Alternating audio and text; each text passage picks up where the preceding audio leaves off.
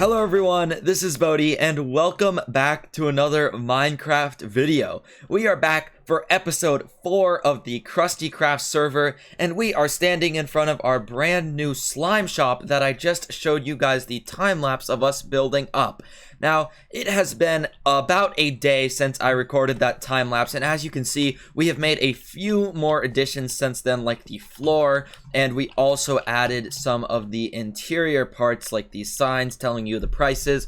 So, let's go ahead and check if we've made any sales yet, because I know that slime is a resource that people are going to need a lot of in the future, but I'm not sure if anyone needs it quite yet. So I went ahead and put these shulker boxes as the storage for it, and it looks like we don't have any sales yet, which is fine because I have a feeling that if people are starting on like large redstone projects or stuff like that, then that's when they'll come and want to buy lots of slime balls, but not yet, unfortunately. But yeah, I really like how this shop came together. I think it's a great take on, like, rather than just using slime blocks for the walls or stuff like that. Plus, I didn't want to deplete my stock for the shop too much by using that, even though we have a pretty efficient farm. And yeah, I really like how the glass looks, especially with the shulker boxes behind the black and gray glass. I think it makes the slime look pretty cool and like textured and detailed. Yeah, I think it's a pretty cool like 3D slime looking thing. So even though we don't have any sales in that shop, we can go ahead and check our other shops. But before I do that, I just want to point out how many new shops are popping up around here. And this server is really coming together. We have a really active community and it's really turning out great. We have tons of new shops. We got a bamboo shop, a prismarine shop, like I think this is a membership shop for a Enderman XP farm, which you already know I paid my subscription for because that is an efficient farm and I have to be getting XP somehow. I think we got a rail shop, and I think that there's just so many new shops I don't have to cover all of them because that would take a little bit too much time. But let's go ahead and check what we have in our rocket shop here. Ooh, okay, so this is the first large amount of gunpowder that I've seen someone purchase, and it looks like someone bought the last of our rockets, so we can make some of those and craft them up and restock. And then we have 2 more shops to check. I don't usually expect much out of this shop just because it's so small. No leather, 1 steak purchase, and 3 more steak purchases. Okay, we got 25 diamonds so far for the profits. Okay, so for our last shop, this is probably going to be what made the most diamonds. So I also brought with me, I don't need my ender chest, there's one right here. I also brought with me tons of blocks of iron to restock this shop, and we have another full shulker box full, because my iron farm is producing like crazy, especially with how much we've been over there working on the villager district. So, let's go ahead and check. Okay, looks like that. Some of these have been fully bought out. There's a diamond. There's no diamonds here. Okay, so it looks like most of the iron ingots have been taken. Ooh, someone bought some iron blocks. Some more iron blocks. Some more iron blocks. Okay, perfect. So we just brought in, and it looks like someone said they owe me 1 diamond. They didn't have enough to pay for. That's fine. I guess I got a gray concrete powder. I see this as an absolute win, honestly. But, yeah. So that is a stack and a half of diamonds, pretty much. And let's go ahead and restock this shop, and I'll be back with you guys after that is done. So we were able to restock the iron shop with tons of iron to spare, so that is great. And now I'm back at my starter house, or my starter storage house, I probably should say. And as you can see, a lot of the item frames are getting messed up, but that's okay. That's gonna happen when you have them on the fronts of chests like this. And I've been meaning to come back to this area for a while because I really want to eventually start building up more houses in this village here. Right now we just have the 1, but I really want to like keep going with the jungle style and like just build up more like shacks and like huts and stuff like that. Unfortunately, that's not what we're going to be doing today, but I hope we could do that in the next few episodes because I really want to get more into the building this season, obviously, but at the start of a season on a server, you kind of have to get settled with like your industrial farms and stuff like that so that you have enough diamonds, you have enough resources, and just so that you can yeah, be profitable enough and have enough resources to make the buildings that you want to. So yeah, since we're not going to be working on that today, I want to get straight into what we will be working on, which is not going to be here. We're going to be continuing our project from last episode, because last episode, for those of you who missed it, we got started on the villager trading hall, and what we started off doing was by getting a zombie villager curing station and converting station. So now that we have that very important section of the breeder, and not the breeder, the trading hall built up, we can now get the lowest trades that we want. Like, for example, in the last episode, we started off by getting one villager, and he had a 1 emerald mending trade. So all you have to do is put in a book and an emerald, and bam, we have a mending enchanted book. And that is crazy useful, crazy overpowered, and we're just going to be getting more villagers like that in the future. So what we're going to do today is head over back to the villager district in a second, and I'm just going to go ahead and get started on building up the actual trading hall so we have somewhere to put the villagers. Alright, so we're back again at the villager district in our trading hall area, and of course this is the section that we built up last time, the curing station. So obviously we have the villagers come in, get hit by the zombie, turned into zombie villagers, and then we hit them with weakness potions and golden apples to turn them back into normal villagers. So for example, this guy right here doesn't have a profession, but he has actually been cured, and this is just the station where we hold the villagers until they get taken away. And we still need to work on a system to put them into this next part, which is the villager profession chooser. And here's our one villager that we have done that on so far, which is this guy, the amazing, the spectacular 1 emerald mending trade. So that's pretty crazy that we got that very quickly in the last episode. And also what I wanted to point out is we still have a zombie villager in here. Somehow this guy has managed not to despawn, and I'm not so sure how that's possible because he doesn't have a name tag, he doesn't have any, he's not holding an item, and as far as I know, they don't keep from despawning if they're in minecarts. But I mean, yeah, so we have an extra zombie villager, and I mean, maybe he'll just choose not to despawn this whole episode. Right now, we're actually out of golden apples, so that's kind of a problem, but I have a feeling that we can put our diamonds to use that we have made in profits in the upcoming episodes, because one of my friends on the server, I believe, is making a gold farm that should be producing pretty well, and I am going to be definitely giving him some of my diamonds to take some of his gold, and yeah, we're completely out of apples. We have a lot of the other resources, but unfortunately are out of golden apples. So yeah, so we're gonna get started on the villager trading hall where we put all the villagers in a row, and you've seen stuff like this before probably if you've watched someone make a trading hall. And yeah, so just gonna go over the sections one more time. We have the farmers and masons villager section, we have the librarian section, which is bigger than a lot of the other ones because we need more, and then we have everything else because there's gonna be some villagers in here that we only have 1 or 2 of that type. So yeah, I think that I'm just gonna do this all in one time lapse. We're just gonna put all the trading halls probably on each of the 2 walls in each of the rooms. I'm probably not gonna use that back wall. I don't know, maybe we can have the corridors going off into something else and turn this into a whole underground base in the future. I don't know, we'll see.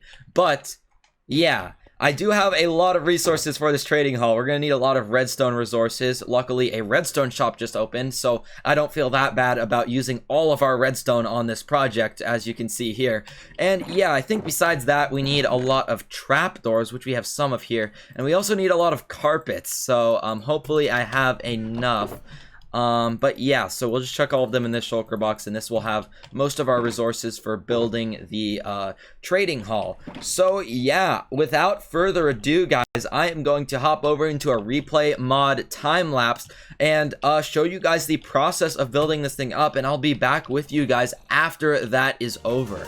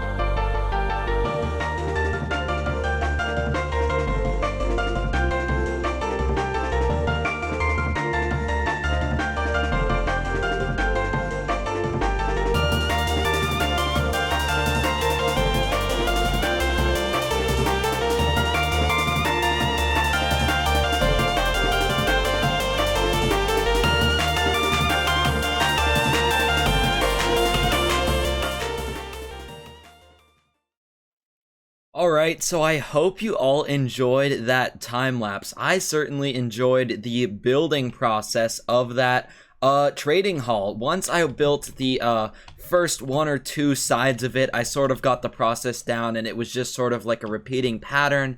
So it was very like nice and peaceful to just go through and place the pattern over and over again, and voila, we have it done. So this is now an 100 cell villager trading hall once I calculated out how many cells we actually had to build here, and that's just to allow for some extra room. I'm not sure if I'm actually gonna fill up all 100 cells, but I don't know, we'll see. Maybe I will once we're done and dusted with this whole villager trading hall. But the next thing I want to show you guys, now that we have that done, is actually getting a villager into the system. As you can see, we have this mending librarian from the last episode, and we would want to put him into the librarian category. So what I did is I spent a little bit of time, and this is an absolute mess, by the way, but I spent a little bit of time working on just getting the rail system together, and this is, yeah, it's just kind of crazy up here right now, but it's just a series of like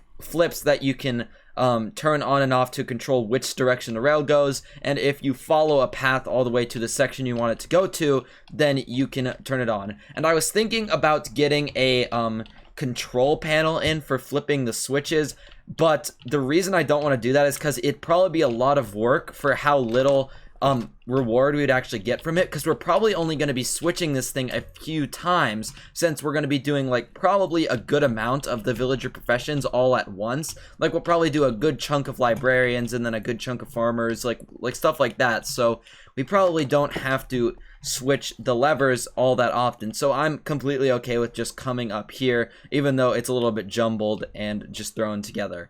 But yeah, so since we want to put him in the librarian category, what we want to do is make sure that this first one here is flipped to the left, and then I want to put him on the left side of the librarian category. So then we should follow this one over here.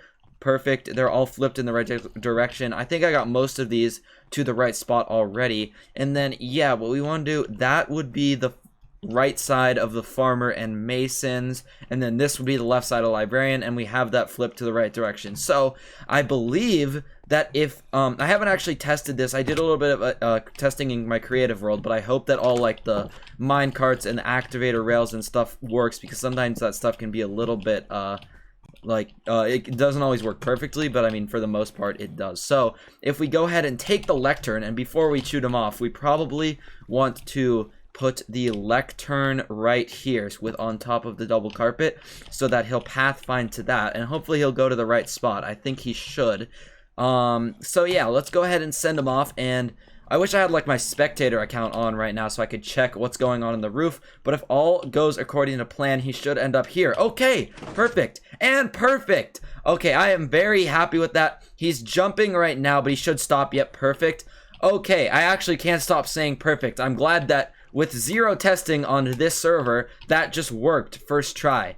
I mean, I couldn't think of a particular reason that it wouldn't, but I'm very glad it did nonetheless. So, yeah, so we have our mending villager in the system, and we have 99 more slots to fill up. So, I am very happy with how this all came together, and we probably have a little bit more time in this episode, so I think that I can go ahead and get to work on filling up these slots with a lot more villagers. Or maybe not a lot, because the zombie curing process does take a while, but we can go ahead and get a few more villagers, maybe some librarians, maybe some other types as well. But yeah, I want to get some good enchanted books and stuff like that, so let's get to work.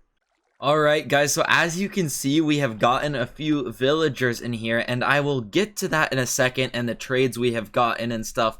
But before I do that, I have to show you guys some changes that we have made around here, because it has actually been a while since the last clip, even though I've only got a few villagers in here. And the reason for that is that the more I use the contraptions that we have built in this area, the more stuff I learn and realize about it. And then I've realized that I've had to make some small changes around this place. So the first change is pretty simple, and I think that we have found a solution to an issue we've been having, where sometimes when the zombie gets killed and turned into or when the villager gets killed and turned into a zombie villager, the minecart will be on the wrong side of him, and he will not go back into it because the water will be pushing the minecart into him rather than him into the minecart.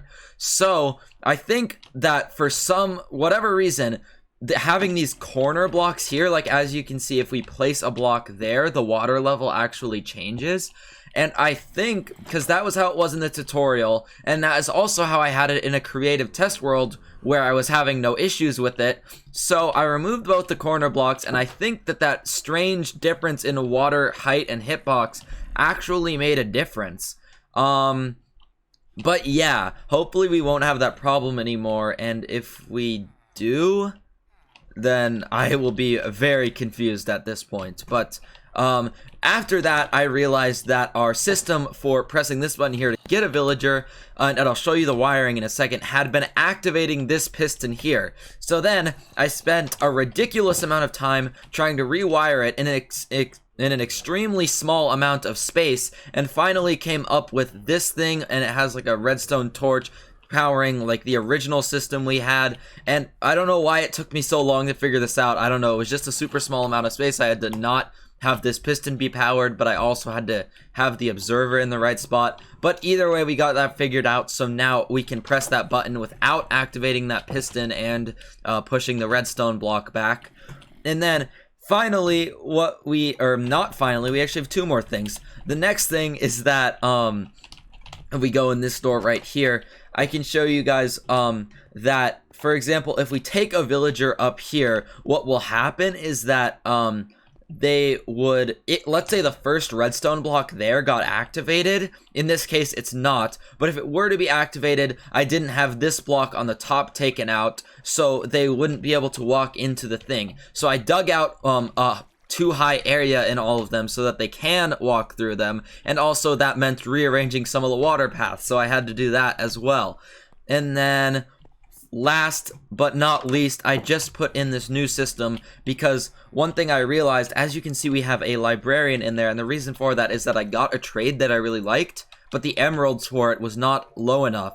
So what I did was I have one of the pathways linked up so we can send them back into here, and that worked just fine, I believe. Well, that was before we had found the fix for this, but besides that, it worked just fine. And then what happened is this dude just ended up back in here, and now we're gonna have to go through like 5 or 6 villagers that are in there with him before we can get him, or we just have to get lucky by putting a minecart down and getting him. But instead of doing that, I decided that for the future, what I would do is add this system right here. So what we have is a trapdoor right there, and if we know that we have a villager coming through next who is we want to go right into this trading hall, what we can do is flip this lever, the trapdoor flips so they have a pathway to go over, water comes out and pushes them to the left into that block, and then they fall down here, and then we can place a minecart there that the same way that we'd put a minecart here and press the button. And so that part is working pretty well now. Actually, I have not had the chance to test it on a villager, but I tested it in a creative test world, and it's a pretty simple system. I don't see why it wouldn't work. It's just pushing them with water. We can go ahead and turn that back off for now. And yeah, so we finally got everything worked out, and I was able to get some villagers in here. And the trades that we have got so far are we have the mending one that we had originally. We have an infinity one, because I'm trying to get every enchanted book trade, at least for the highest level of that enchant. So yeah, I got an infinity one and decided to keep him. I got an efficiency 4 one.